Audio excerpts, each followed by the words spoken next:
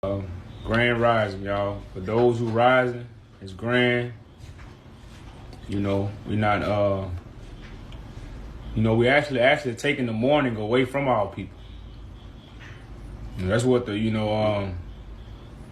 where we at right now, y'all, in this time. You know, we're in a time of information, but information can also be bad. It's food. So we gotta understand all information ain't good information. Even the Bible is written, too much getting is weary for the soul. Too much study is weary for the soul. And we always taught to get books after books after books. The books only give an outline of what we gonna do. The books don't instruct you in what to do. All the instructions about what we gonna do gonna come from us. The books is just an outline. So a lot of people telling us to study these books, study these books, study these books. They say too much study is weary for the soul. So we must understand all information is not good information. And if you're getting too much bad information, which is food, then what? That will what? Make you sick. So why do we need healing? Because information has made us sick.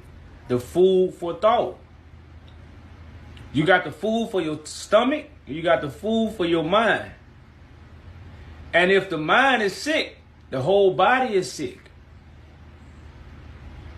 You see what I'm saying? See, people understand, like, that's the first kind of food that you eat is the food for thought. Because the food for thought makes you eat the food you put in your belly. You know, so the food for thought, is everything. You know, peace and blessings, family. Peace and blessings, those that's coming in. Peace, y'all. Y'all know what it is with us, y'all. We stand with truth.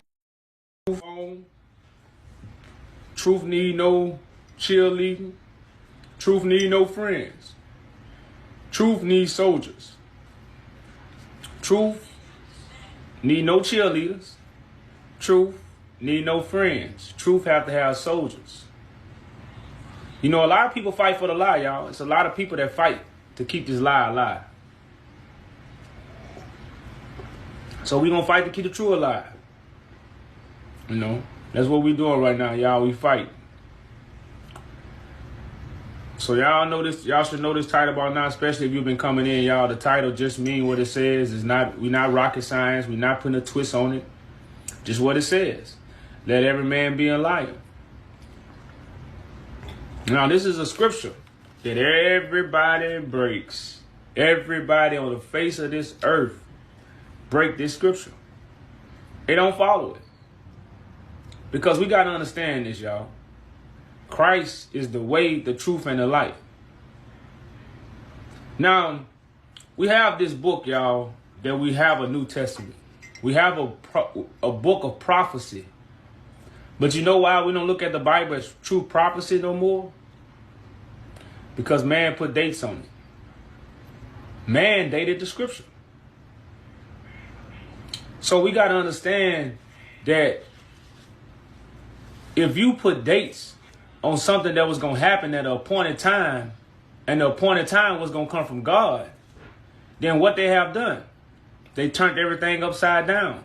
So now we're looking at everything upside down. We're looking at Christ in the past when Christ is supposed to be in the future. So you're reading about a man walking the earth in the past when you should be reading about a man walking the earth in the future. But you got a lot of stuff twisted up. Because of what? Man told you this.